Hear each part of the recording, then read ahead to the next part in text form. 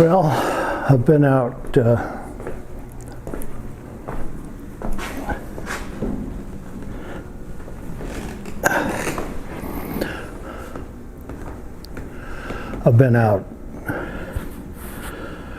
raking leaves, blowing leaves. Up here we have a lot of needles and a lot of leaves. And if you don't take them off the ground, then your ground doesn't, the runoff from the rain doesn't work right. So, and we get a lot of rain. We're up here in the Pacific Northwest. Y'all know we get a lot of rain. Anyway, I'm thinking of doing a little tutorial on bike maintenance, since I can't hardly ride anymore because I'm old and this bike is a little heavy for me now. But I used to be a long distance rider. I'd take off from here and go to Illinois, then down to Missouri, then to Nebraska, and then I would head up through Chicago, go to a reunion, a family reunion up in around Niagara, up there. Actually, I went to Niagara first, then I'd go to Bayfield, which is on the water, up north of Detroit, but in Canada. And I have to go that far in order to find family that'll still talk to me. I've been kind of a bugger and a little opinionated, and that doesn't work well in my family. So, but enough about that. I think first I'll talk to you about Debbie's family, because her brother just got notice today that he gets out of the hospital. He's had COVID and he was on oxygen and not doing well, and they're letting him go home today. So that's good news. Debbie's family is, they're kind of weird. Now, I don't believe in extraterrestrials or any of that kind of stuff, but my mind is open, especially since I met her sister that lives in Roswell, New Mexico. That's where that one, they say, crashed, or it was a weather balloon. I forget which one. So when I met her sister, it kind of swayed me a little bit. I think there really is a spacecraft that crashed there, aliens. And now that I met her sister, I think they mated with Debbie's family. And because now I call them the aliens, because they're about as weird a bunch as I've ever met. So enough about the aliens, but if you ever hear me talking about aliens, I'm probably talking about Debbie's family. Let's get on with getting a bike ready for a long distance trip. I'd go 1,000 miles a day back 20 years ago. Not on this bike, but actually it wasn't even 20 years ago, it was 10 years ago. I'd do 1,000 miles a day, 3 days in a row, because I'd go down to Illinois, then up to Chicago, up to Niagara, and I'd be there 3 days after I left her. I remember the first time I took a long distance trip.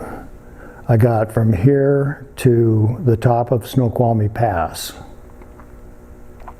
less than 40 miles. And I thought about, do I really want to do this? I've got 3,500 miles to go to get to where I'm going. And then since I'm not going to drop down low, it's only about 2,500 miles back. And I'll tell you, that's a lot of seat time. It's hard on the back. It hard on your butt. And one thing that I did learn, that I do know, is you have to stay hydrated, because you don't feel how hot it is necessarily when the wind's blowing around you and taking the sweat off of you and that. So you have to hydrate a lot. I remember when I got home from that trip, Debbie looked at me and she laughed, and because I wear a t-shirt and chaps and a helmet, smaller helmet with straps, and sometimes I'd forget to put on sunscreen, and so I kind of tanned and burned in these blotches, you know, like I didn't tan and burn under my glasses, but my cheeks and my neck were all tanned and burned, but not where the strap was. And then I wear riding gloves, light duty riding gloves, and so my hands wouldn't tan, but I would tan from here up to here. And I don't know if you remember, I love these bikes. I wish I was younger and could ride more. I don't know if you remember saddle shoes. They were kind of cream colored, and then they had the shape of a saddle on the side and brown, light tan brown. She said, that's what I looked like. I looked like a goddamn saddle shoe. So, well, anyway, enough about that. We'll talk about those trips in another video, but there were, I learned a lot. When you're out on the road alone, you have time to think and reflect on what you really believe and what you really think and what's really important. And it didn't bring me around to wanting to be around my family other than my wife and my granddaughter and my daughter. That's it for me.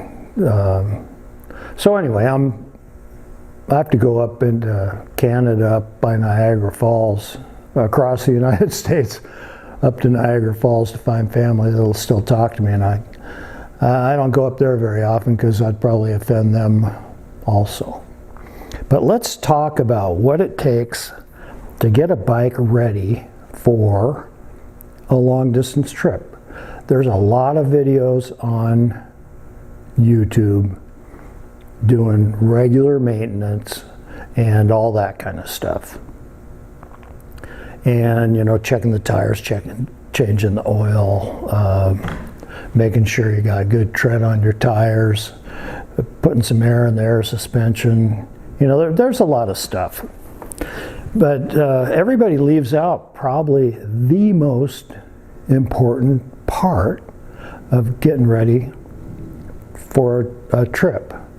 Now,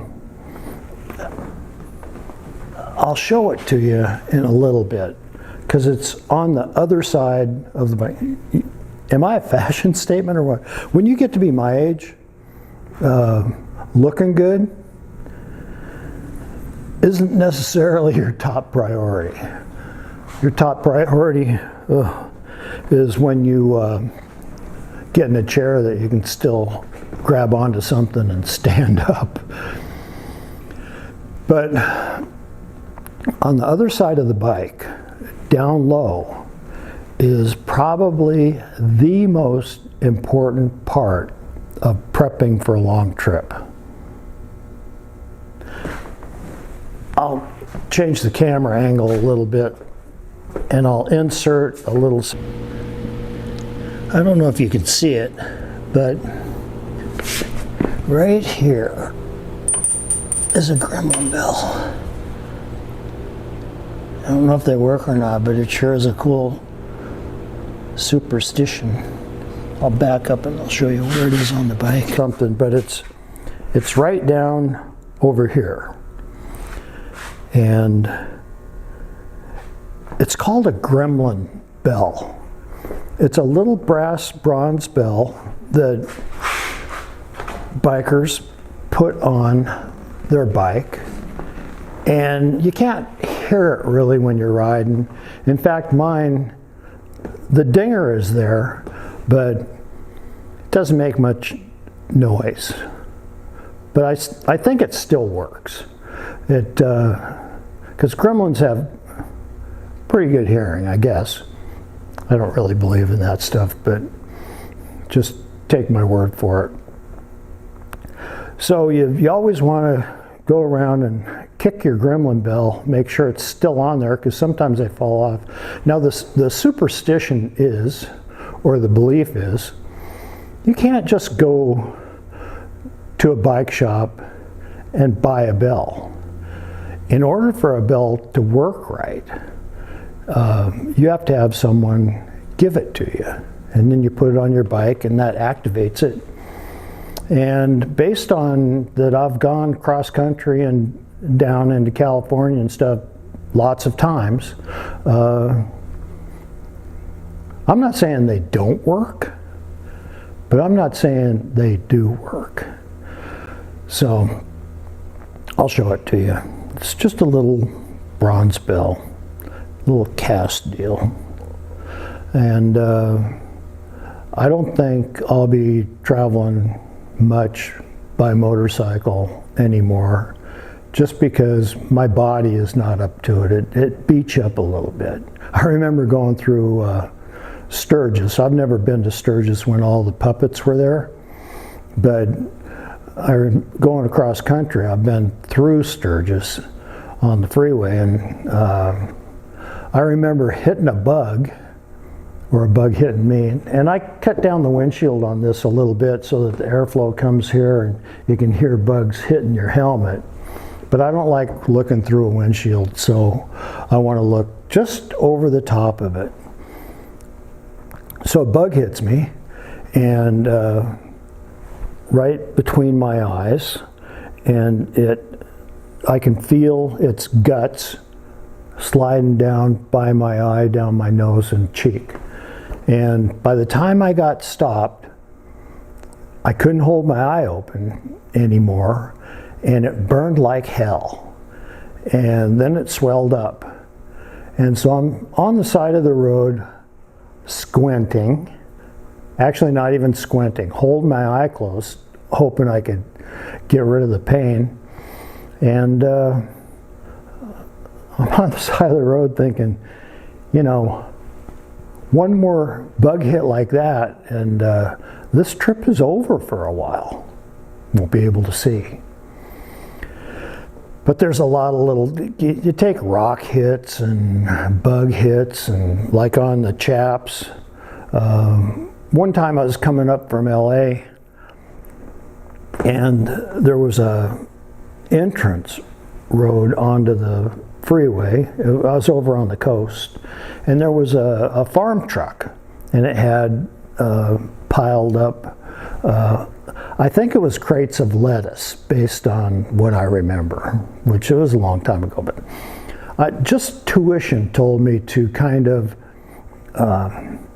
slow down and get behind it rather than zoom past it and cut them off and get off there. And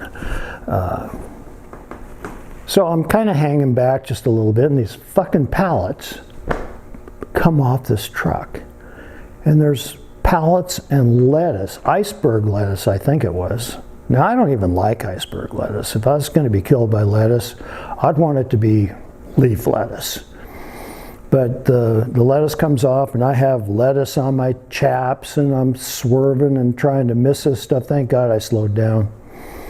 And I get off and kind of regroup, and then I'm having some water, have a Coke, something like that. And I get back on the freeway. It wasn't 10 miles up the road. What was it that happened? There was a semi here, and I'm back over here, and that semi blew a tire. And if you've been around a semi tire that blows up, it's like a little bomb. And I'm swerving and missing big chunks of tire. You've seen them on the road, those big chunks of tire. Well, they'll knock you right off your bike. You can get hurt pretty bad. So I continue up the road, and I'm thinking, wow, based on what's gone on so far, this is going to be kind of an interesting trip just to get home. I have another 1,900 miles to go to get home. So I'm riding along, and some little kid in a car is right on my ass. And I wave them off, and they won't back off. And I don't know if you realize, but if someone's really tight up to you behind you, and something were to happen, say you blow a tire, anything, they're going to run right over you. So I've waved them off and decided that, well, that didn't work. I always carry some ball bearings in my vest pocket just for this kind of situation. So they're right on my ass, and I just start dropping ball bearings a couple at a time. They can't, I don't know if they could see me or not at that point. I don't really give a shit. But I'll tell you, when those ball bearings, I guess when they hit their car, they just, you know, probably half-inch ball bearings, not itty-bitty ones, not really big ones, but half-inch ball bearings. So I can get a bunch of them in my pocket. And it tends to back people off, things look like. And one last thought is that if I was to take off on a long ride, I don't believe in these Gremlin Bells. Not at all. I'm not superstitious. I don't believe in much. But if I was to take off on a long ride and I didn't have a Gremlin Bell on my bike, I might not go. Kind of interesting thought, huh? Okay, so this is the shop, by the way. I'll show it to you later, but there's a couple car hoists here. There's one here, one there. Kubota BX25D, Kubota KX018 excavator. There's mills and lathes and welders, and I used to build race cars and hot rods and do stuff like that. So I've spent a lot of time out here. I don't do that much anymore, and it's kind of a mess because I'm in the middle of the fall cleanup. But I've been out working the saws and the weed blower, the leaf blower, and I'm sliding right off the seat. And been reloading some. I'm ready for whatever happens. So that's it. That's how you, other than oil changes, tires, you know, all the regular stuff about getting a bike ready for a trip. Don't forget your Gremlin Bell. Oh, one other thing. The Gremlin Bell that was on my other bike, I had a brother who had lymphoma, and he was pretty sick. He was in the hospital. They did the treatment for it, and it didn't change his numbers properly. In other words, he wasn't getting better. So they sent, this is what I heard from my sister-in-law, who I think it's true. They sent a sample or something to the lymphoma guru in Chicago. And he checks it out, and he gets back to him, and he says, well, no wonder that treatment didn't work. It was Hodgkin's or non-Hodgkin's, I forget. But the guru says, of course it didn't work. He has the other kind of lymphoma between the Hodgkin's and the non-Hodgkin's. One is worse than the other. My brother Jim had the lesser of the two evils, but they treated him for the one that's worse. Took him right to the edge of death. Those treatments are just harsh. So they get this information, and treat him for the one he's got. I thought he needed a little help, and the only thing I could think to do was take my Gremlin Bell off my bike, and I took it to the hospital, and I put it on the shelf there, and I said, he knew what a Gremlin Bell was, and so I said, this, it might not work, but hey, let's hedge our bets. So he died, and my first thought was, you know, maybe those Gremlin Bells don't work very well unless they're attached to a bike. Anyway, have a good day.